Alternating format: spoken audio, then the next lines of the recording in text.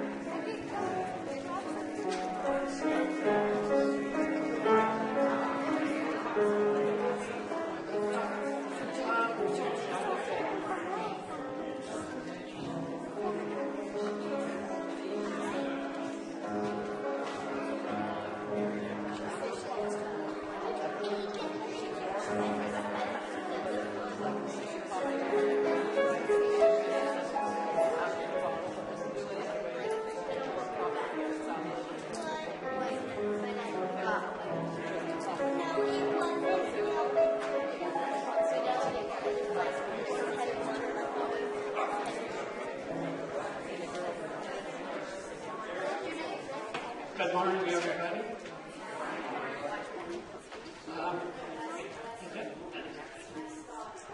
There's anything, you can read everything in the bulletin. Is there anybody that's got any announcements? Yeah, or Pat?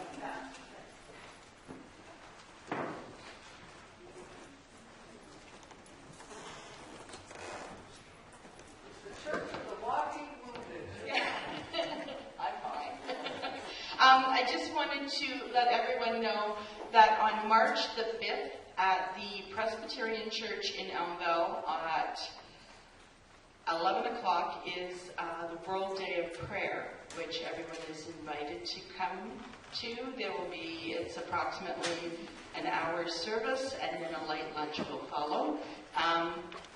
This year, the country of support is going to be Zimbabwe. So everyone's just welcome to attend. So that's March the 5th at 11 o'clock. Thank you. Thanks, Beth. Is there anybody else got any announcements? I do. Go ahead. And you have one too? Yeah. Okay. So anybody that's visiting this morning, I don't usually dress like this for church. And the church usually doesn't look quite like this, and we usually have a choir. We usually don't have a lovely tenor soloist. Suffice it to say that at 3 o'clock this afternoon, we're going to repeat an incredible musical experience that happened at one of the historic Canadian churches in Toronto last evening. It was just phenomenal. It was just amazing, and a large number of choristers in this church are sort of blowing out, so Dave is filling in. So a special welcome to Dave Graham. We can always depend on the Presbyterians when we're running. So thank you. 3 o'clock. 3 o'clock, I will be there. I just want to draw your attention to the notice about a little book that you can purchase if you wish to follow during Lent. Lent is the first Sunday of Lent is next Sunday. This is Transfiguration Sunday, and that's the last Sunday in the season of Epiphany. Wednesday is Ash Wednesday, and I think there's a notice in here about a service you can go to at St. John's Anglican Church. If you want to follow devotionally, it's a tradition during Lent for people to just spend a little extra time and set aside a time for some devotion and some reflection and maybe some learning. This little booklet is put together by the United Church of Canada, and each day in Lent there is a reflection from someone who is in the United Church of Canada in various ways. And it gives you a chance to see how other people think and what other people believe, and it joins us together as a whole national church. So I encourage you. I'm sorry I won't be able to lead a Bible study on the book during the week because I won't be here. But I encourage you to buy it, and I'm going to refer to this little booklet and its reflections from time to time during the season of Lent. So if you have it with you beside your bed or wherever, that would be a good thing. Thank you. Is there anybody else that has any announcements? I have one. Next Saturday morning is the men's breakfast at 9 o'clock, and all men of the church are quite welcome to come. Thank you. And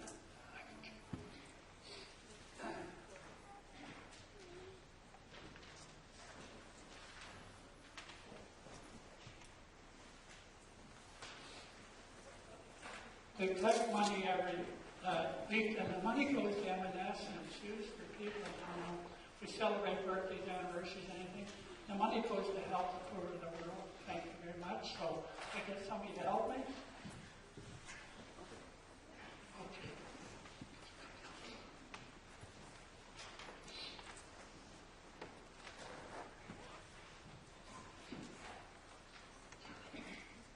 Okay. Is there any birthdays or anniversaries?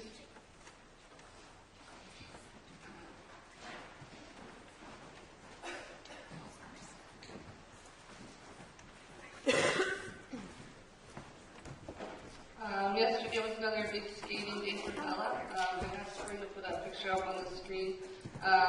Isabella was in her skating carnival, and she did the itsy bitsy teeny weeny yellow polka dot bikini. And my mom did it back in the 60s, and my sister Nicole was Bella's mom.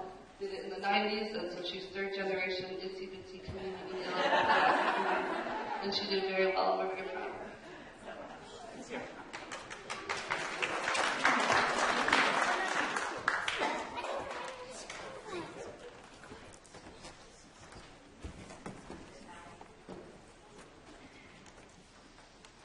Grandson's birthday.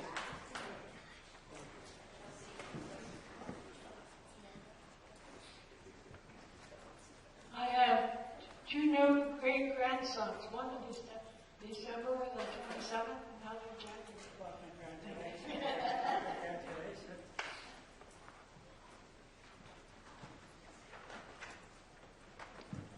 It's grandson Alexander's 25th birthday on the 25th.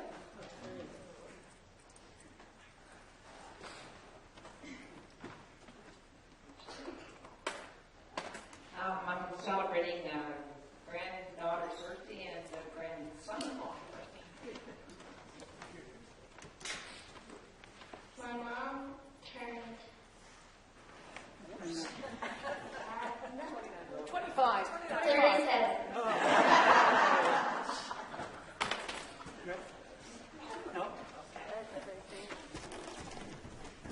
there any more?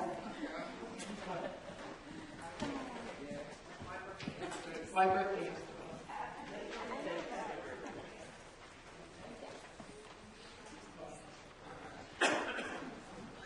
I have a lot of things that I want to celebrate. Is my mic on? Okay.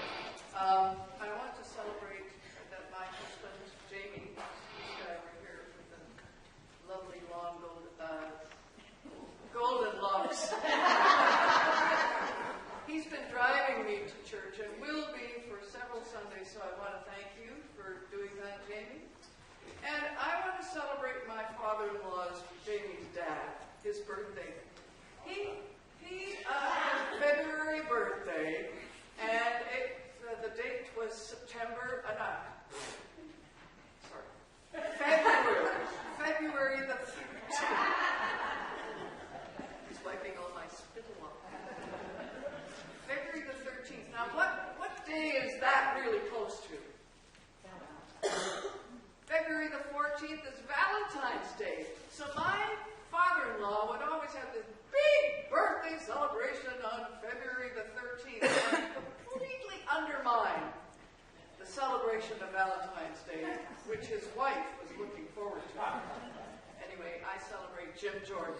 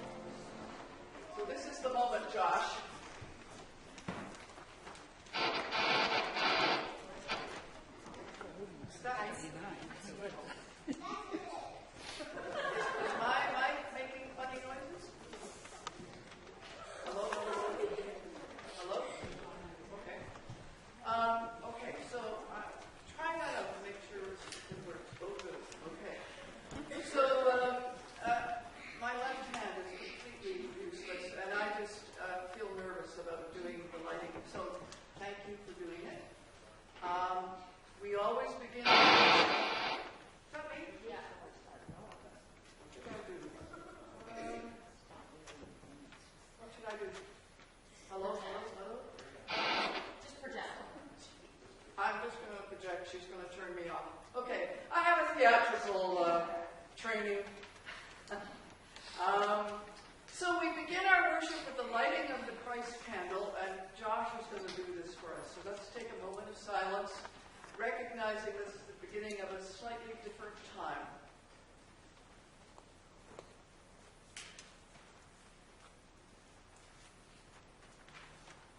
Thank you. And you know, Josh, I'm going to ask you to do that the next time you're in church, and I'll have a little script for you to read. But I'll let you off the hook right now. Okay. So we light this candle. This is our sacred fire, a symbol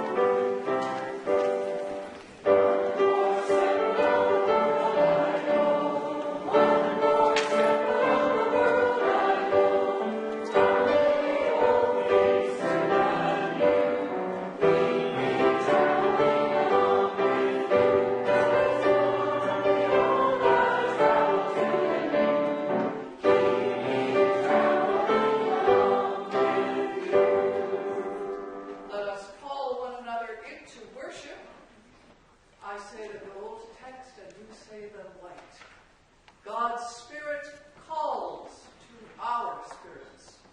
Inviting us to worship. God's Spirit calls to our spirits. Inviting us to love. God's Spirit calls to our spirits. Calling us by name. Calling us to grow in faith. Calling us to be made new. Amen. And we'll continue with that lovely song, one more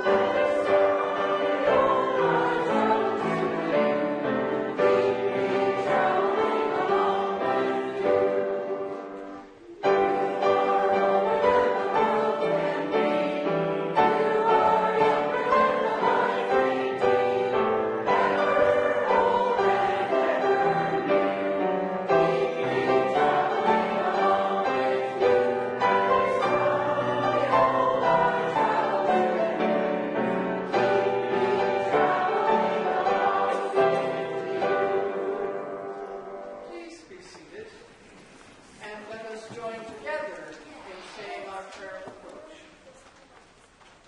Together. Come to us, O God, as we gather, encircle us with your love. Bless us with your sustaining presence.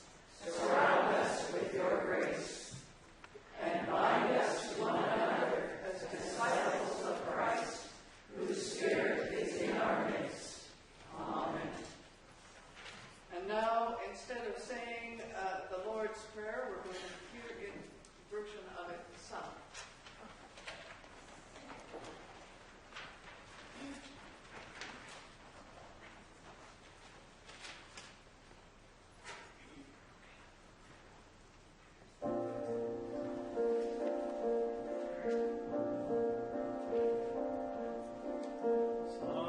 Sometimes the load is heavy, and sometimes the road is long, and sometimes, Lord, this heart of mine is not so very strong. But thy help me done, Lord, thy will be done.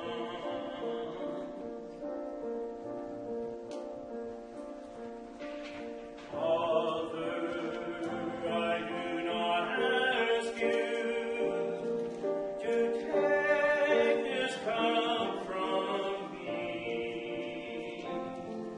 I only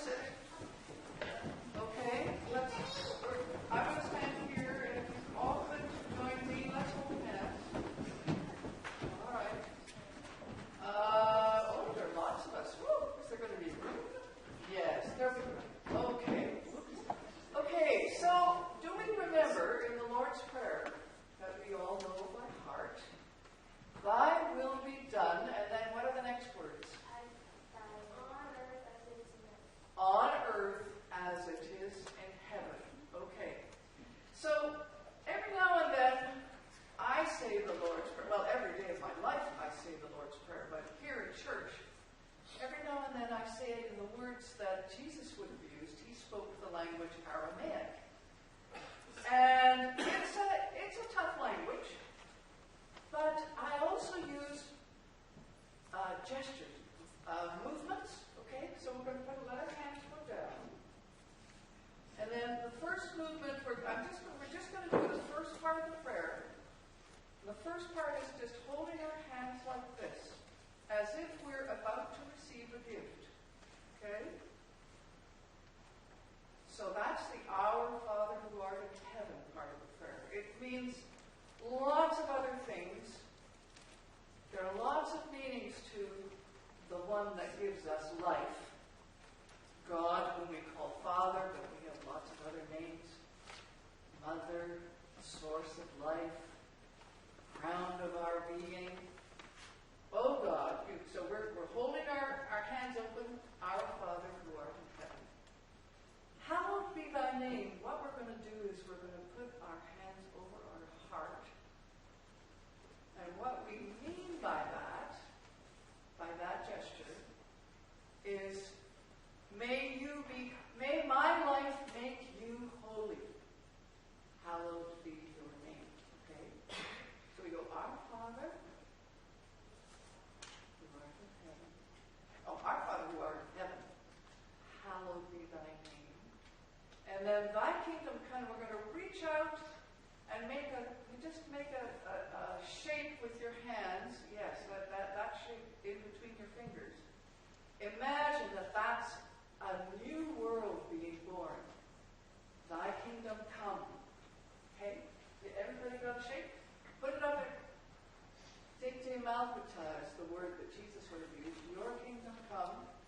And then, thy will be done. We're going to take that world, which is God's will and God's dream, and we're going to wrap it into a little present, and we're going to spread it out and give it to the world, remembering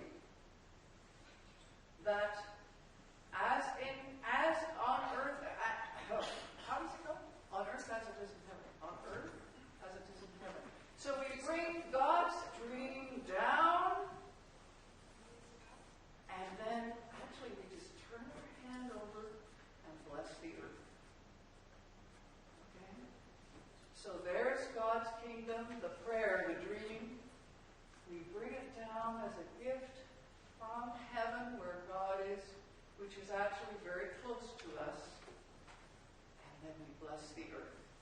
And we're going to just let that be the part of the prayer that we say today. So, you do the actions with me, and I'll say the Aramaic words, all right? We know what they mean. We say them in English all the time, but we're going to do the gestures, all right? Okay, so, Avun the Bushmaya, Netkada Shema, Dicte Malkuta, Nechwet Tzavyane Kaikana da Bushmaya, Af Ba'arha. Amen. Off you go. See how eager they are, folks? And Pam is now going to read from our Holy Scriptures. Oh, and we have a husband and wife team. Is it okay if I mention that prayers are needed for Hannah? Okay. I saw Sarah at the coffee machine and heard this story about Hannah having a terrible, terrible case of pneumonia. So they're going to take her back to the hospital. She's not getting any better. She's lost 5 pounds. So we ask for your prayers for Hannah Parnell, whose mother and father are pitching in for her to teach Sunday school.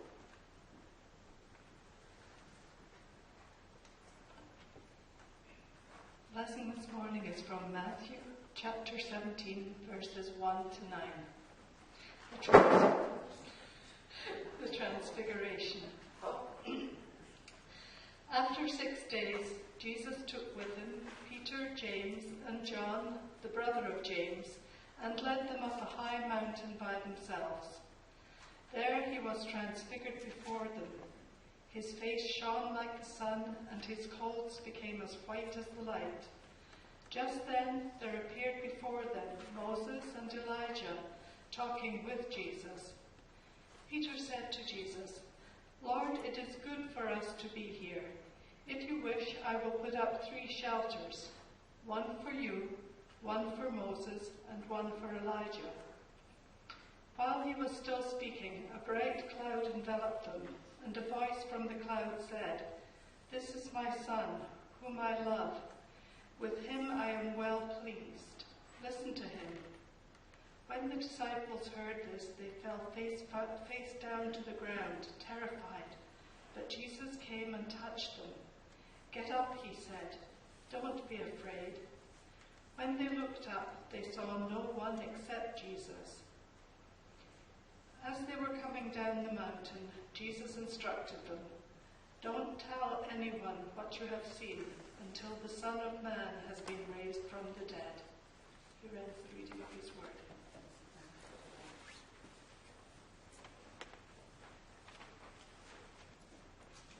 And now we're going to sing Love Us into Fullness.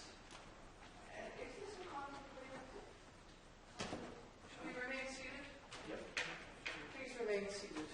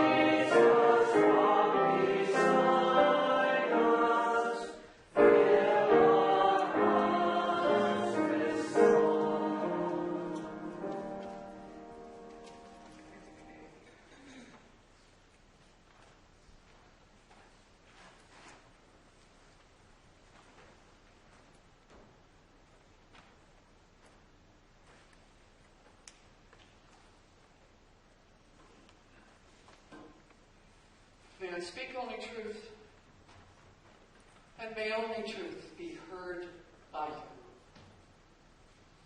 This is a process of communication, and your ears are as important as my mouth. It's one of those, it's the end of the season, it's the end of Epiphany, and this is a special day in the tradition that I'm a low Anglican in my tradition. They call us low because we weren't terribly interested in what my father would call the smells of bells. You'll notice that I do like the bell from time to time. I haven't introduced smells here yet, but we like to do it at a contemplative, meditative moment with some incense. But in the high church, the high Anglican church, which I have to say, you know, many of my ancestors were Anglican high church people. The Feast of the Transfiguration was like a very big feast day, and I am wearing here my resurrection stole. Made by Marnie Martin of Muskoka. She's a fabric artist. The gold and the white represent the resurrection, and the green of these other cloths, holy cloths in our worship, represent Epiphany. So out of this moment in time, which is celebrated every year at the end of Epiphany, no matter where you are in Epiphany, there are always a different number of seasons, so it can be 6 weeks, it can be 8 weeks, but the last week is always Transfiguration. That's just the way it is if you're following the seasons of the church year and following the lectionary, as we are at the moment anyway. It's also a very mysterious, unusual, full of strange things, a story about going up a mountain. There's that mountain again. Mountains in Matthew are very important, and that's because in the Jewish tradition, mountains are very important. There was Moses went up the mountain. There are times when the mountain, then we had Jesus on the mountain last week, and here we have Jesus going up the mountain again with his disciples, this time for a much more magical, mysterious event, when the piano went boom. It was a moment that made me go, oh, yeah, something very, very important and very striking, very unusual is about to happen. I want to talk to you today. There's so many, we have to preach on this text and on this story every year, so you can imagine after a while it's like, what am I going to say? This year, what jumps out at me, and I hope it will have some meaning for you, is the fact of the ancestors coming to be with Jesus on the mountaintop. The ancestors of Moses, the great leader of the Jewish people, and upon whom Matthew bases his story about Jesus. He sees Jesus as the new Moses. And then Elijah, who was a fiery prophet, and they believe that there's a story about Elijah being taken up in a fiery chariot and going to be with God. We do not see Elijah die, and neither do we see Moses die. There's a sense that these two figures, these two ancestors, somehow were so close to God that they just went to be with God without going through what all the rest of us have to go through, the dying process. So, and light, the Jesus' face shining like the sun, and his these two figures joining him. There's a sense that these ancestors have come to encourage Jesus, to affirm Jesus, and to let him know that he's on the right path. What has happened just before this? Well, Jesus has been traveling and healing and all kinds of things, but he's had a couple of encounters with Peter before this event of going up the mountain, where Peter, he asked Peter, who do people say that I am? And some say that you're John the Baptist, and some say that you're the Messiah. Well, who do you say that I am? And Peter said, you are the anointed one, the Messiah, the Son of God. And then immediately after that, Jesus talks about how the journey that he is on is going to take him to death. And he foretells his death and wants to prepare the disciples for what is going to happen. And Peter says, oh, stop talking like that. No way, that's ridiculous. We won't allow that to happen. Of course, these are my words, but basically that's the tone. And Jesus looks at him and says, Peter, get behind me, Satan, he calls him. Satan was the tempter, the one that tempts people away from the way that they should go. And Peter here was basically saying, you don't need all that death and sacrifice stuff. You don't need to go through that. We don't want that. We love you as you are. And get behind me, Satan. So here Jesus is on the mountaintop after having this exchange with Peter. He's trying to prepare his disciples for what he knows is going to happen. As to whether this has been planned by God, that's a whole other question. But Jesus knows that the path that he is taking, already the Pharisees are turning against him, already the people, and the more he collects crowds, and in Matthew's story, the crowds keep collecting, and he keeps feeding them. There are several stories of feeding thousands of people. There's 5,000, the 4,000. Jesus is always serving food and taking care of the needs of people who have come to follow him, the crowds. And this scene on the mountaintop with Moses and Elijah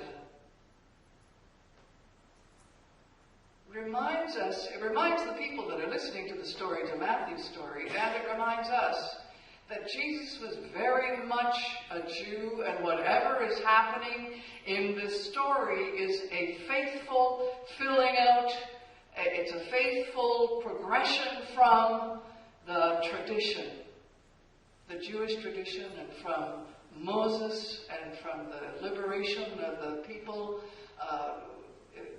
from Egypt, and Elijah's prophecy, his leadership among the people,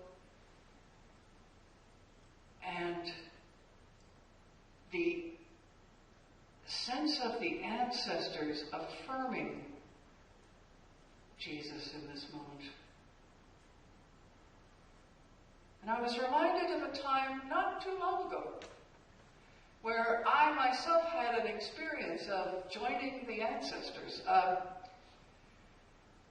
We live with people here on this, in this land, the indigenous people of this land, who have a very close relationship with their ancestors. They honor their ancestors, and whenever you gather in a circle in First Nations ceremony, there's always a little spot left open for the ancestors. There's always an awareness that the ancestors are with us. The ancestors may have something to teach us. The ancestors are with us and not gone. I was taking part in a blanket exercise. Have any of you taken part in a blanket exercise? Some of you have. I know you were there, the one that I was involved in. We had one here in Elmvale at the Catholic Church, actually, but it was sponsored by Kairos, which is an ecumenical organization, and there are members of Kairos at the Presbyterian Church and the Catholic Church, and there's some of us here at St. John's who support the work of Kairos. We found out that there was going to be a blanket exercise at the Catholic Church here, Our Lady of Lourdes. So about 6 of us, one of them being Alison Parnell, who, when something important has happened, Alison comes, screeches in from her work in Barrie, and she came and joined us. We sat in a circle, and we heard the story of the First Nations in this part of the world, on Turtle Island, North America. It's a dramatic exercise, so when you enter into drama and improv, or any kind of theatrical moment, there's a sense in which you really are there, you really are experiencing it. I've had many experiences that I know were not real in that sense, but they were very real in that I was there and I took part in them, and because I was playing a role. And in this blanket exercise, everybody starts to put the blankets down, and that's the land. And then everyone taking part in the exercise becomes a First Nations person. So we're all here, we're all living on Turtle Island. And around the chairs, around the blankets, represent the place where the ancestors live. And on this particular, I've done the blanket exercise several times, on this particular occasion, I, as a First Nation person and a part of the history as it was told, I was one of those people that received a blanket that was filled with smallpox. And I took it to myself, and then I was told that you have contracted smallpox, and you may now go and join the ancestors. And I went and sat with others who had already joined the ancestors. And then I experienced everything else that happened, all the story of the history that was told, from the perspective of being an ancestor.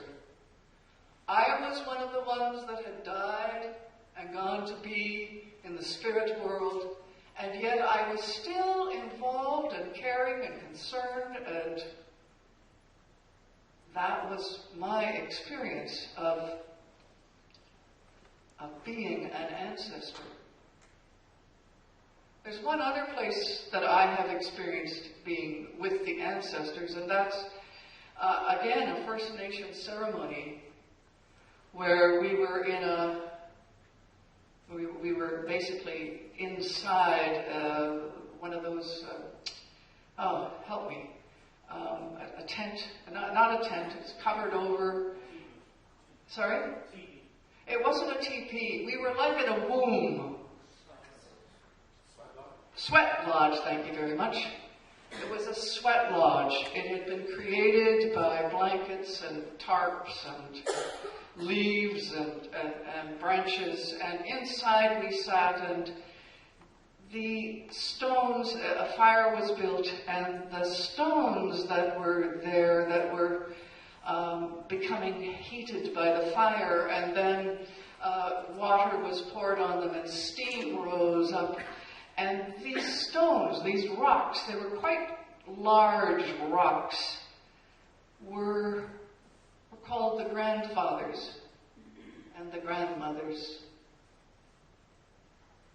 the ancestors. We have traditions here in our church, within Christianity, where we used to celebrate our ancestors a lot more than we do now. We have All Saints Day. We celebrate actually All Hallows Eve. Oh, we go all out on Halloween. Halloween is just this great celebration, but then we have All Saints Day and All Souls Day, and those have fallen by the wayside. Time when we recognize that we are a part of a great communion of saints, that there is a realm of existence, of life in God and with God, that's just beyond this life. But it is inhabited by those who've gone before us. And I'm sure many of us have people that we can think of that might be there in that realm, the ancestral realm. Those people who have died and gone beyond, into the life beyond death, and represented by Moses and by Elijah in this story with Jesus, to encourage him as he proceeded on his way, because now we're moving into Lent and we are headed straight for Good Friday and the story as it evolves. Thank God for Easter. But we are encouraged to think of our own ancestors, our own family. And if within our own family, sometimes, there can be problems that happen and our immediate ancestors are not that helpful. But, there's a larger community behind each one of us, as we're finding out through our DNA, our sense of ancestry.ca, DNA discoveries. Some people are finding out, my father wasn't actually my father. But those can cause problems. But we find out that we are connected and interconnected in the most amazing and profound ways. And that there's a larger story going on than just our immediate, small, personal story. So on this Transfiguration Sunday, at the end of Epiphany, when we've been filled with a sense of the light that we can shine in our world, I encourage you to think of the community that we are a part of. We are on this side of that realm, but there are those that are rooting for us, praying for us, working with us, and who knows, we may meet them. I'm open to that. I'm open to the ancestors. And I thank our First Nations brothers and sisters for making that a very real, ceremonial moment in their spiritual life and reminding us of our own. So that's where I'll leave it with you. And we will take up the offering now. Can I remind those that are taking up the offering that I need you to collect the plates because of my infirmity.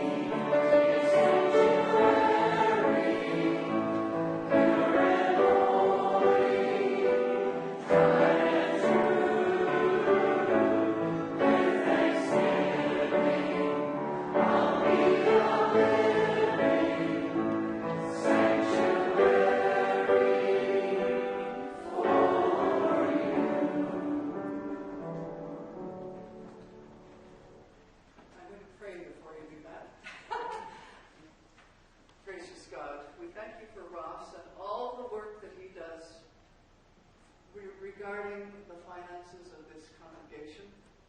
And we thank you for all that you give us and all you provide. Take what we give and use it for your glory and for your justice and for your peace in our world. In Jesus' name, amen.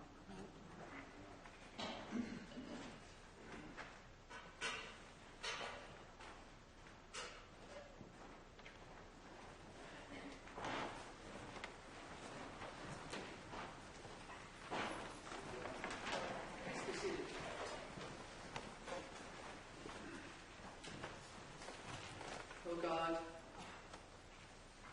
our times are held within your hands.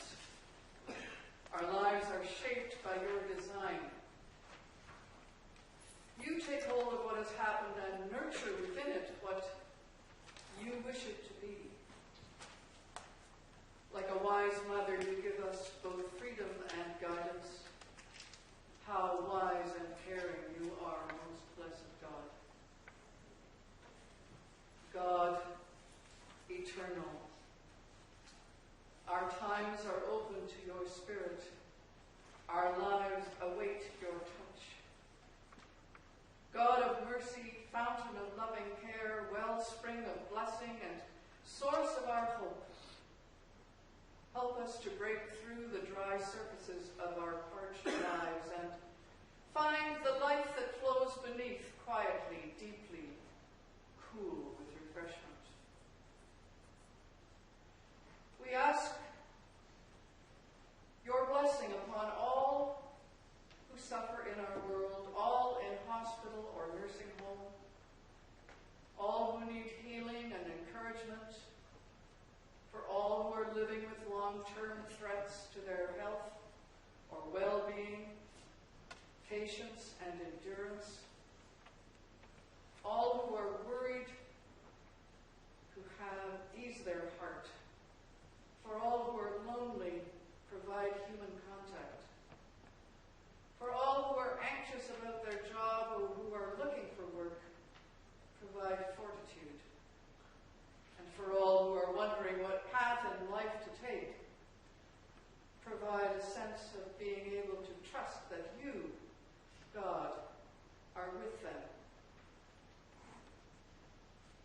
Finally, we think of our own individual lives and we take some moments to give you thanks for the blessings you have given us and to ask for the needs that weigh most upon us.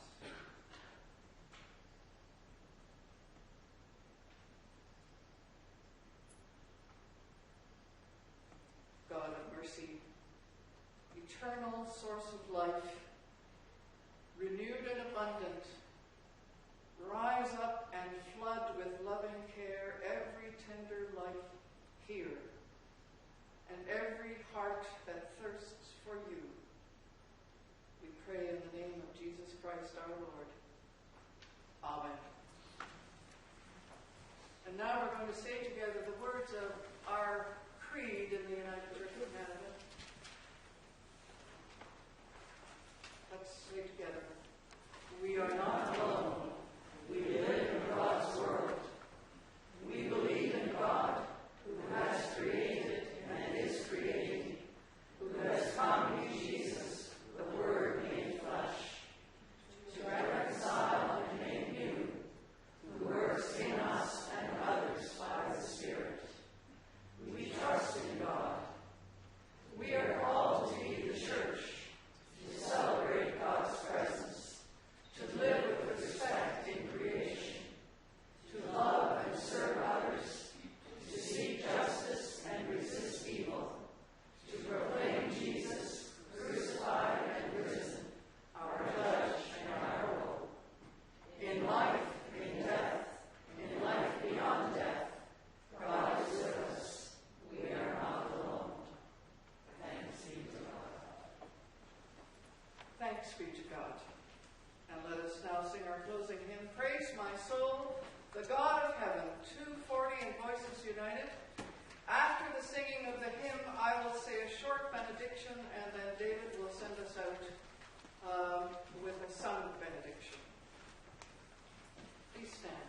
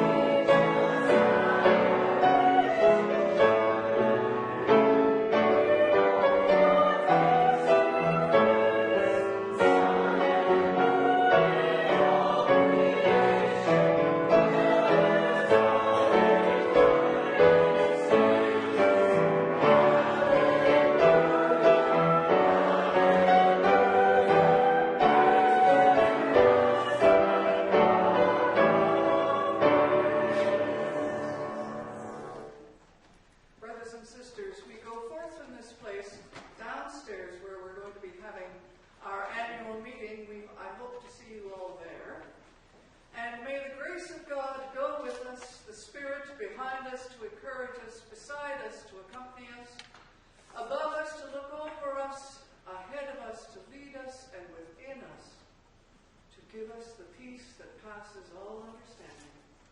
In Jesus' name, amen. Please be seated. And we are invited to join David at the very end.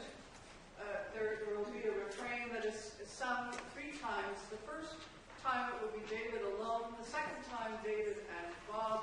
And then the words will be put up, and we will all join David at the end.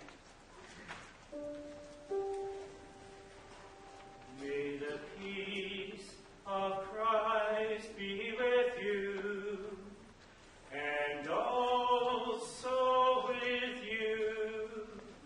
May the peace of Christ be with you in all.